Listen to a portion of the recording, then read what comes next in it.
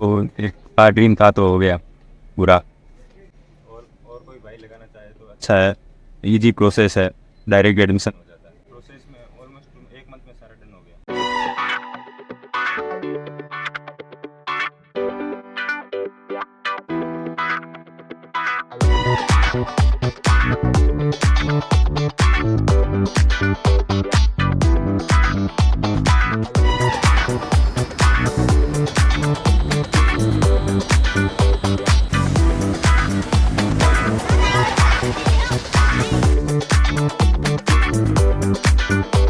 Hello guys, this is your friend Prashant from Singapore. कैसे हैं आप सभी? आई होप सभी बढ़िया होंगे। Me too well here.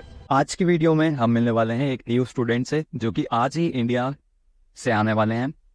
क्या इनकी जर्नी रही और क्यों ये सिंगापुर आना चाह रहे हैं, क्या इनका मोटिव है, कि इंडिया में कहाँ से हैं, इनका नाम क्या है, कैसे इन्होंने मुझसे कांटेक्ट किया और क्यों इन्होंने किसी कंसल्टेंसी या एजेंट को ना चुनते हुए इन्होंने डायरेक्ट एडमिशन लेना पसंद किया। ये सारी चीज़ें आज इस वीडियो में डिस्कस करेंगे। एट लास्ट हम स्टूडेंट को लेने जाएंगे एयरपोर्ट एंड उनकी सारी अरेंजमेंट्स, जैसे कि उनका रूम एंड वो कहाँ रहेंगे उनके कॉलेज के आसपास, एंड उनकी बेसिक चीज़ें जैसे कि सिम कार्ड, यहाँ का MRT ट्रैवलिंग कार्ड एंड जो भी छोटी छोटी चीज़ें हैं वो सारी उन्होंने गाइड करेंगे।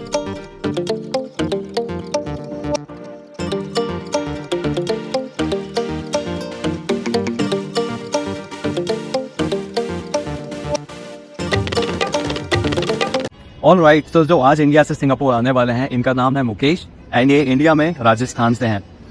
मुकेश को सिंगापुर आना था क्योंकि ये पाथवे में इंटरेस्टेड हैं और दूसरी चीज़ इन्हें इंटरनेशनल एक्सपोजर चाहिए था। इन्होंने मुझे इंस्टाग्राम पे टेक्स्ट किया था and then we got a call. सबसे पहले कोई भी स्टूडेंट जो मुझे अप्रोच करता है डायरेक्ट एडमिशन के लिए, कॉन्टैक्ट करने के बाद जो पहली चीज़ मैं स्टूडेंट से जानना चाहता हूँ कि वो सिंगापुर पहली चीज़ आना क्यों चाहते हैं और क्या उनका सिंगापुर आना सही रहेगा या नहीं। क्योंकि जो स्टूडेंट सिंगापुर आ रहे हैं उनके दिमाग में एक ख्याल होता है कि जैसे कि US, कनाडा है, ऑस्ट्रेलिया है, जर्मनी है, जैसे कंट्रीज़ में है, जो लोग माइंडसेट लेके इन कंट्रीज़ में जाते हैं, सेम माइंडसेट स्टूडेंट, तो सेम स्टूडेंट की मेंटेलिटी होती है कि वो सिंगापुर आ जाएं क्योंकि वो US, UK, कनाडा, ऑस्ट्रेलिया नहीं जा पा रहे हैं किसी भी रीजंस के वजह से, चाहे उनका बजट, चाहे वो बजट का रीज़न हो या जो भी रीज़न हो या उनकी अप्रूवल ना आ रही हो, तो स्टूडेंट्स को लगता है लेट्स गो टू सिंगापुर क्योंकि यहाँ पे वीज़ा प्रोसेसिंग थोड़ी इजी है, अप्रूवल आना थोड़ा आसान है और बजट कम है। लेकिन वो इन दोनों का डिफरेंस नहीं समझ पाते हैं कि US, ऑस्ट्रेलिया जैसी कंट्री और सिंगापुर में क्या फ़र्क है। तो वो सेम मेंटेलिटी लेके सिंगापुर भी आते हैं, which is very very wrong. Let me tell you everyone जो भी सिंगापुर आने के बारे में सोच रहा है। तो सबसे पहले मैं ये चीज़ क्लियर करना चाहता हूँ कि भाई आप क्या सोच के आ रहे हैं, ताकि मैं आपको एक सही गाइडेंस और डायरेक्शन दे सकूँ कि सिंगापुर आप जो सोच के आ रहे हैं शायद ऐसा ना हो। तो ये सारी चीज़ें कंफर्म करने के बाद अगर मुझे लगता है कि हाँ इनका सिंगापुर आना सही रहेगा, देन ओनली आई डिसाइड कि भाई आप सिंगापुर की प्रोसेस स्टार्ट कर सकते हैं, डायरेक्ट एडमिशन ले सकते हैं मेरी हेल्प से। एंड उनके लिए देन जो सेकेंड चीज़ आती है सही कॉलेज का सिलेक्शन, कि आपके रिक्वायरमेंट्स के हिसाब से, आप जो मोटिव लेके आ रहे हैं उसके हिसाब से आपके लिए बेस्ट कॉलेज कौन सा होगा वो सिलेक्ट करते हैं। उसके बाद जो सारी जनरल प्रोसेस है वो सारी स्टार्ट होती हैं।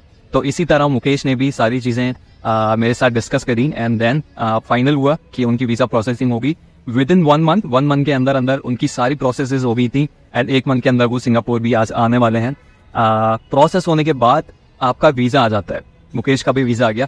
लेकिन इसके बाद जो मोस्टली स्टूडेंट्स को लगता है कि वीज़ा आने के बाद काम खत्म हो गया, जी नहीं, अभी सबसे मेन काम बचा होता है वो है इमिग्रेशन। वीज़ा आ गया इसका मतलब अब 100% नहीं हो गया कि आप सिंगापुर आ जाएंगे, अभी 1-2% चांसेस बचे हैं कि हो सकता है आपको इमिग्रेशन पे कोई दिक्कत आ जाए। और यही मात खाते हैं वो बच्चे जो एजेंट्स या कंसल्टेंसी के थ्रू आते हैं, क्योंकि उनका एजेंट वीज़ा आने के बाद उन्हें लगता है काम खत्म। वो इमिग्रेशन के बारे में और जो सारी चीज़ें हैं सिंगापुर जाने के बाद जो आपको करना है, जैसे रूम सर्च करना है, बेसिक चीज़ें, वो सारी डिस्कस नहीं करते हैं और उन सारी चीज़ों में हेल्प नहीं करवाते हैं।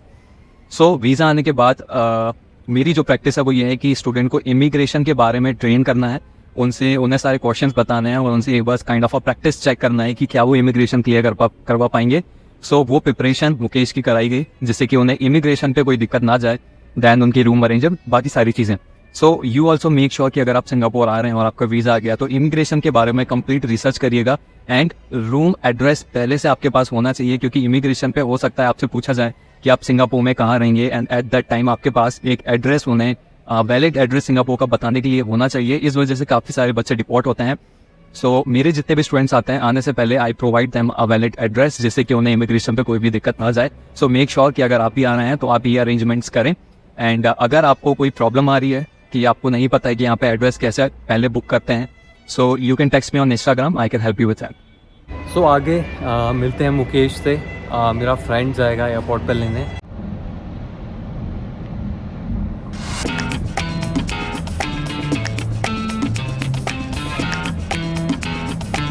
हेलो गाइस, हम आए हैं प्रशांत भाई के बंदे को लेने एयरपोर्ट. तो चलो जब उनसे मिलते हैं और आपकी बातचीत करवाते हैं उनसे.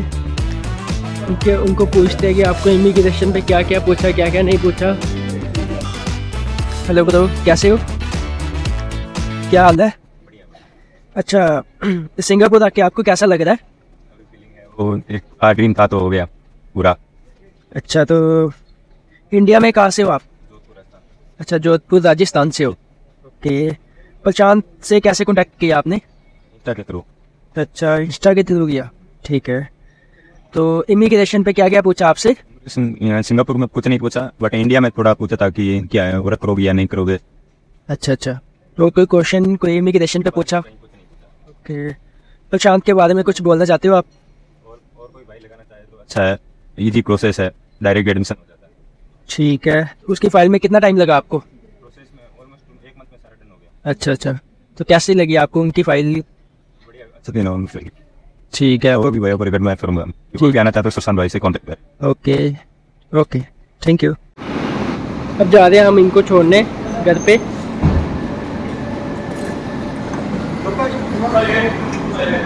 या